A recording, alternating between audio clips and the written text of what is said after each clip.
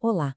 Hoje a gente vai mergulhar numa pequena história que vem lá da Coreia e que, olha, pode mudar completamente a forma como a gente enxerga a generosidade. É uma lição bem curtinha, sabe? Mas com uma força, uma profundidade que nos faz parar e pensar. O que significa dar de verdade? E o centro de tudo isso é uma pergunta, uma única pergunta: o que é um verdadeiro sacrifício? Parece simples, né? Mas a resposta que essa história nos traz, essa é qualquer coisa menos óbvia.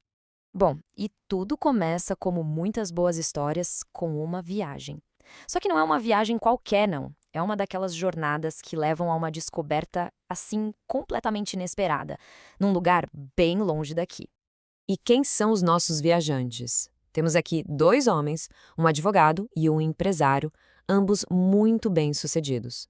Pessoas para quem, sabe, o mundo é um lugar de fartura, de abundância.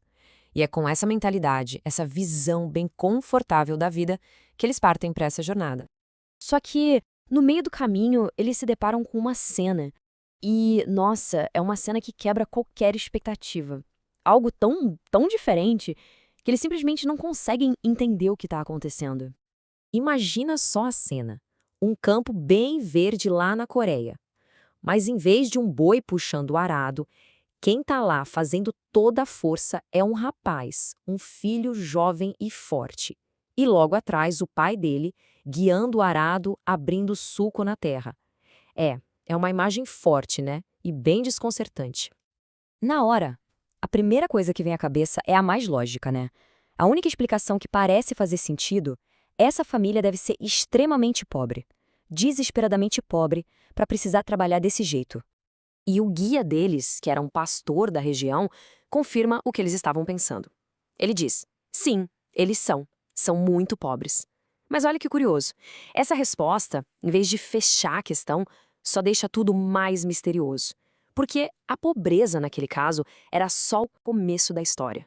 E é nesse ponto que a gente descobre a verdade por trás daquela cena tão chocante. A explicação não tinha a ver só com necessidade, mas sim com uma escolha extraordinária.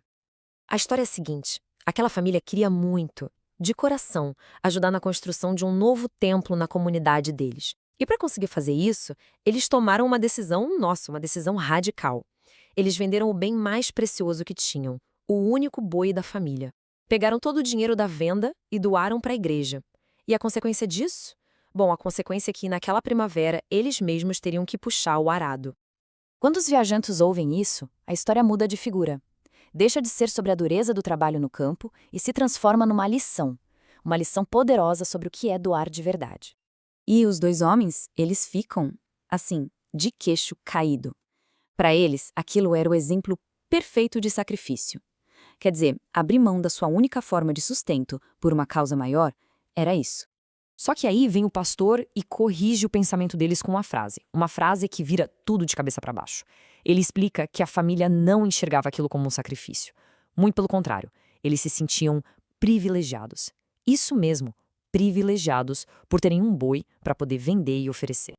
E aqui está o pulo do gato, o ponto central da história toda. A mesmíssima ação vista de duas formas, completamente opostas. O que para os viajantes era uma perda, um sacrifício doloroso, para a família era um privilégio, uma oportunidade. É uma mudança de perspectiva radical. E aí, sabe, a ficha caiu. E caiu com força. Um dos viajantes desabafa, faz uma confissão muito forte.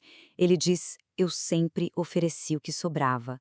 Naquele momento, ele percebeu que a generosidade dele sempre vinha do excesso, daquilo que não ia fazer falta. Precisou viajar até a Coreia para entender o que era doar de verdade.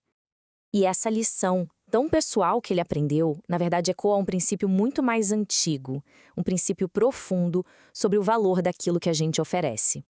Essa ideia não é de hoje, não. Ela lembra muito o chamado princípio de Davi, que vem de uma passagem bíblica bem antiga.